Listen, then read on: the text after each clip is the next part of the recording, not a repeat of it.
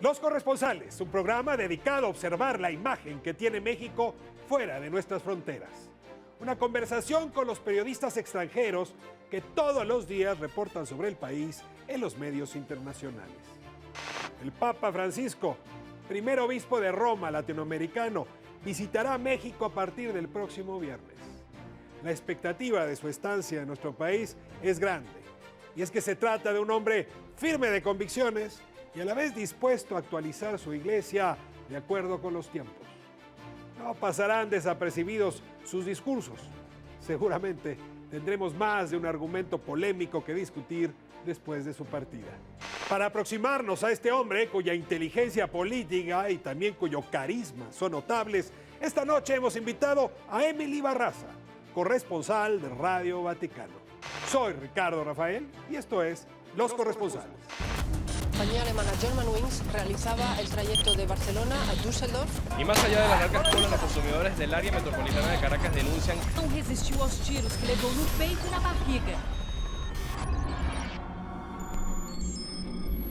Yo voy a México no como un rey mago cargado de cosas para llevar, mensajes, ideas, soluciones a problemas, no sé. Yo voy a México como un peregrino a buscar en el pueblo mexicano que me den algo. La riqueza de fe que tienen ustedes. Un pueblo que no se olvida de su madre, esa madre mestiza, esa madre que lo forjó en la esperanza. ¿Conocen ustedes el chiste de aquel mexicano que decía, yo soy ateo pero soy guadalupano? Por ahí quizás está la gran riqueza que yo voy a buscar. Voy como peregrino de ustedes. Emily, me da mucho gusto tenerte de nuevo aquí en Los Corresponsales. Hoy vamos a hablar de dos personas que forman parte de la misma personalidad, del Papa Francisco I y de Jorge Bergoglio. La visita que se espera a partir de este viernes trae, como decía hace un momento, muchas expectativas. Tú has venido siguiendo a esta personalidad desde hace tiempo y quisiera que me dijeras en una nuez, en una frase, ¿cuáles son los elementos de esa personalidad, su naturaleza? ¿Quién es ese hombre que vemos detrás del Papa? Pues primero creo que el Jorge Bergoglio es muy diferente del Papa Francisco. El Jorge Bergoglio es una persona bastante austera, muy rígida, muy seria.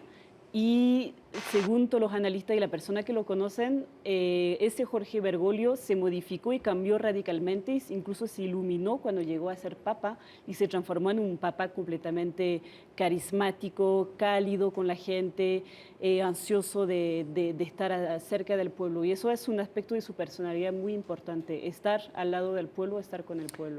Lo que estás diciendo es que entendió el papado que le cayó a él en este momento de la historia, o algunos dirían que le entregaron. Digamos, desde el primer día empezó a construir a ese individuo carismático. Recuerdo cuando acudió a pagar personalmente la cuenta del hotel donde había estado hospedado antes de recibir la investidura. Desde el primer momento empezó a lanzar gestos que construyeron el carisma de este papado. Hablas de un hombre con una inteligencia política, incluso diría mediática, No, más que todo creo que se trata simplemente de un jesuita, y como cualquier jesuita es una persona que tiene concebido, que tiene como principio que la iglesia es dirigida y va hacia los pobres, y la iglesia es una iglesia de pobre para los pobres. Y creo que desde el inicio que llegó al Vaticano, Jorge Bergoglio, al Papa Francisco, se puso, o sea, siguió, digamos, su espíritu, su carácter jesuita, que es de seguir siendo una persona muy humilde, de una persona muy modesta. Y por ejemplo, no fue al Palacio Apostólico y decidió hospedarse en un hotel bastante humilde. A ver, déjame diferir un segundo contigo. Los jesuitas son las dos cosas. Han educado a la élite del mundo desde hace ya varios siglos y saben tratar con la élite política y económica. Las universidades más elitistas en el mundo son de jesuitas y al mismo tiempo tienen una vocación hacia los pobres. Es decir, en realidad lo que pasa es que han sabido jugar con los dos o trabajar para los dos extremos. Ahora, ayúdame a situar esta mística jesuita en este individuo. Pues se ve totalmente, por ejemplo, en el tratamiento que hizo con los legionarios de Cristo. Ese Papa Francisco le da muchísima importancia justamente al principio de una iglesia pobre para los pobres, es su lema claramente desde el inicio, desde el 2013, y al mismo tiempo vemos que, por ejemplo, con los legionarios de Cristo se está haciendo muchísimos esfuerzos para no herir a los legionarios de Cristo. Los perdonó, hubo escándalo de pederastia, por ejemplo, hubo un perdón de Francisco hacia esos legionarios de Cristo acusados de pederastia, por ejemplo, escándalo de corrupción, de desvío de dinero, y hasta ahora el Vaticano no dijo nada sobre esos escándalos que están tocando legionarios de Cristo. Entonces sí estamos viendo que hay que componer, es un personaje diplomático en ese sentido. Va al hotel de los pobres, pero sabe lidiar con los ricos. Tiene que lidiar con los ricos. La iglesia son las dos cosas. Son las dos cosas, y sobre todo la iglesia necesita el dinero de los ricos. Vamos a una de las preguntas pues, que más interés han despertado en México, donde a veces nos miramos demasiado el ombligo, y de ahí la siguiente pregunta. ¿Tardó mucho en venir a México? ¿Está viniendo justo a tiempo? ¿Debió haber venido en el viaje anterior cuando pasó por Cuba y Estados Unidos? ¿Debió haber venido antes? ¿O esta es la época adecuada?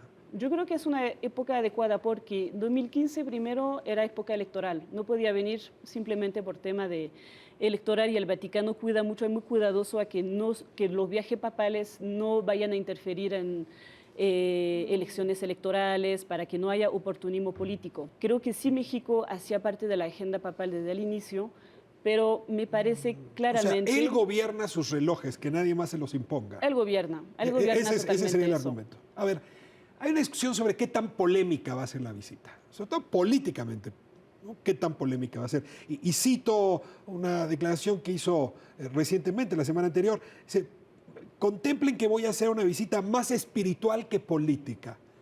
Perdona la falta de respeto, ¿le crees? Le creo en el sentido de que para el Papa Francisco la espiritualidad nunca se divide de lo político y de lo social.